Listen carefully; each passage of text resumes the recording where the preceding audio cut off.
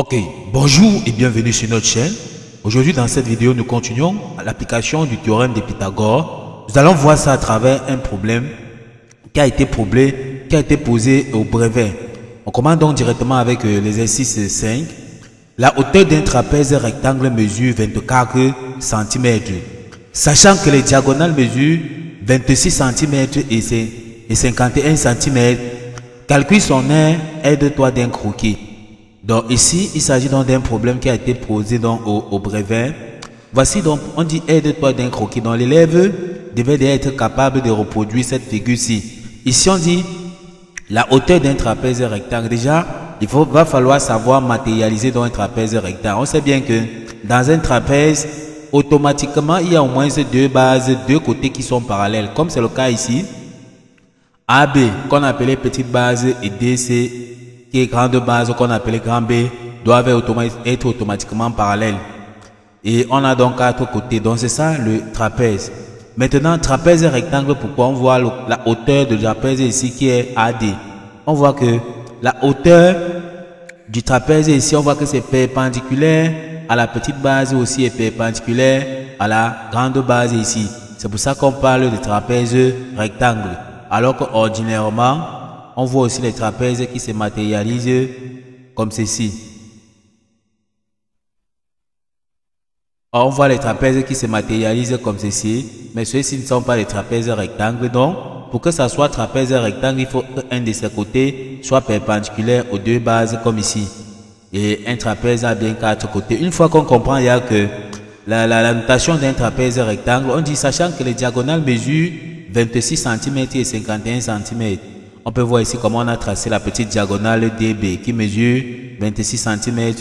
On a tracé la grande diagonale qui mesure 51 cm.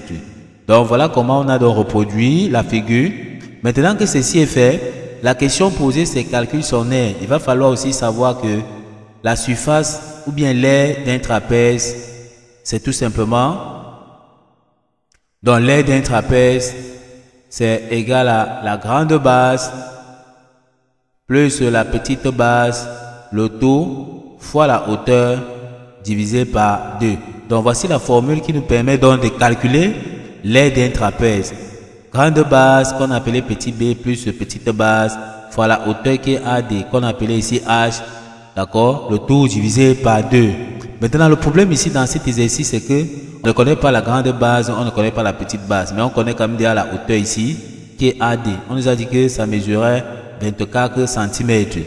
Donc le problème consiste à déterminer d'abord dans un premier temps, on va déterminer grand B et petit b. On va donc voir que notre figure ici est formée par des triangles rectangles tels qu'on voit ici. D'accord, on va donc dire, on va d'abord travailler dans le triangle ADC. Donc ADC. Il s'agit donc de ce triangle-ci. Tel que la grande diagonale ici, on voit que c'est 51 cm. Donc il s'agit de ce triangle-ci. Dans ce triangle-ci, on voit que ça nous va nous permettre de déterminer la grande base qui est B, c'est-à-dire que DC. D'accord? Donc, on va dire que ce triangle-ci ADC, comme c'est un triangle rectangle, ça veut dire qu'on peut appliquer le théorème de Pythagore dans ce triangle-ci, parce qu'on applique le théorème de Pythagore lorsque on a affaire à un triangle rectangle. Comme c'est le cas, on va donc appliquer le théorème de Pythagore qui dit que l'hypoténuse qui est le plus long côté au carré, qui est AC au carré, comme c'est le cas ici, sera donc égal à DC au carré plus AD au carré. Donc, le plus long côté qui est AC, d'accord, au carré, sera donc égal à DC au carré plus DA au carré. Donc, voici donc ce théorème de Pythagore. Ici, on veut donc DC, qui est dans la grande base ici. On va donc venir dans notre expression ici, tirer donc DC, d'accord. On a donc DC au carré, on remplace AC par sa valeur. AC, c'est 51, comme nous avons dit ici. AC qui est donc l'hypoténuse qui est 51 cm, mais on remplace ici 51 au carré, ça va donc égal DC. On a vu que DC c'est la hauteur ici qui est AD.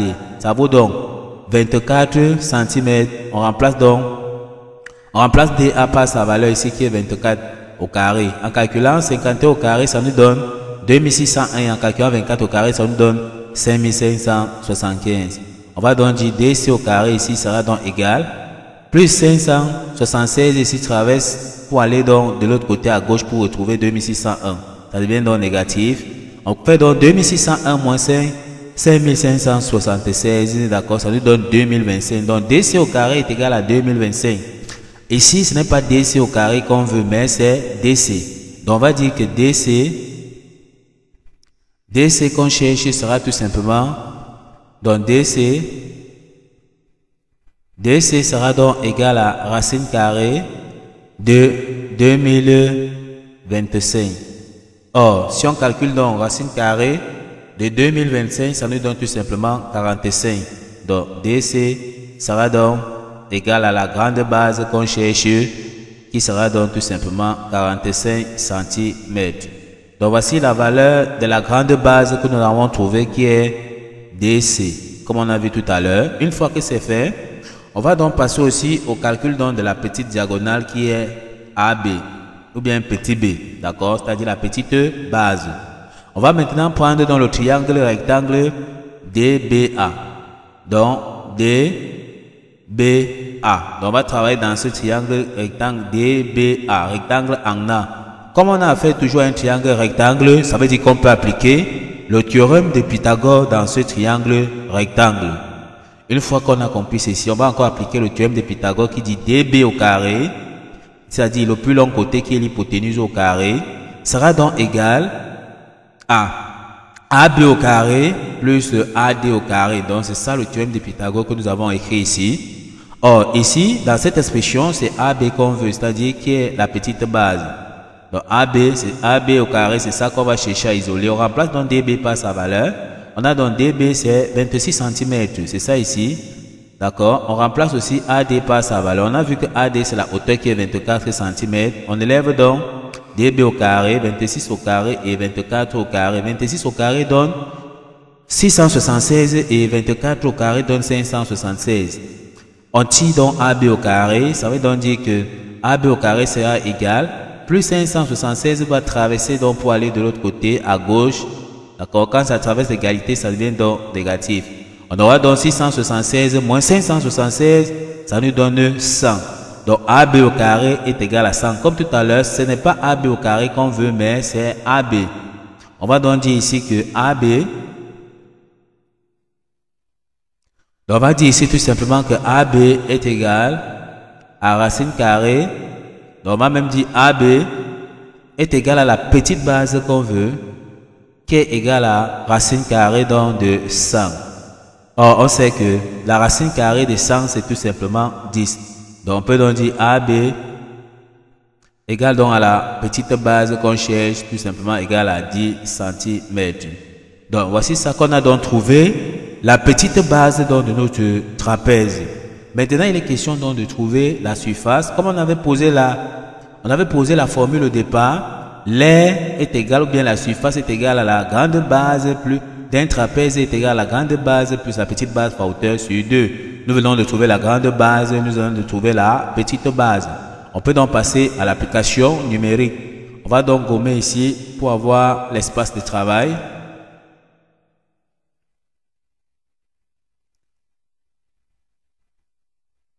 Ok, on va donc passer directement donc à l'application. Donc ici, on va donc dire l'air qu'on cherche sera donc égal à la grande base. On a vu que la grande base que nous avons trouvée ici c'est 45 et la petite base c'est 10. Et on a vu que la hauteur c'est 24. On remplace alors grande base ici, petite base ici par sa valeur et hauteur par sa valeur. On aura donc grande base qui est 45 que nous avons trouvé plus la petite base que nous avons trouvé 10 multiplié donc par la hauteur qu'on avait donnée qui était 24, le tout divisé par 2. Donc nous avons qu'à appliquer ce que nous avons dit, la hauteur c'est 24. La petite base ici de notre trapèze, on avait trouvé ici, qui est 10 cm. La grande base qu'on a trouvée ici, qui était 10, qui est 45 cm. D'accord, c'est ça qu'on a remplacé. Fois la hauteur qui est donc 24, qui est AD.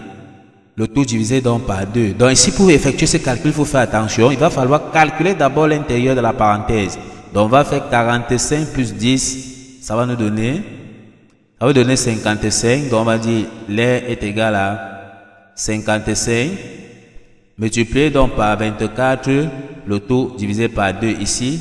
On peut simplifier ici par 2. on aura 1, donc on peut simplifier 24 par 2. Donc 2 divisé par 2, ici on aura 1, et 24 divisé donc par 2, ça va nous donner tout simplement donc 12. Donc on peut donc dire l'air qu'on cherche ici, l'air sera donc égal à 55 multiplié donc par 12. Et en tapant donc sur la calculatrice, ça nous permet de comprendre que l'air qu'on est en train de chercher ici de notre trapèze est tout simplement égal à 660 cm². Donc l'air est égal à 660 cm². Donc voici l'air du trapèze qu'on nous a demandé de calculer, que nous avons comme ça effectué ici, d'accord? Donc voici l'air de notre trapèze que nous avons comme ça effectué tout simplement. Donc, bien se rappeler dans cet exercice de la formule de l'air d'un trapèze, puis de savoir exploiter donc les triangles et rectangles, d'accord, pour pouvoir trouver la grande base et la petite base afin de revenir donc appliquer la formule de calcul de l'air d'un trapèze.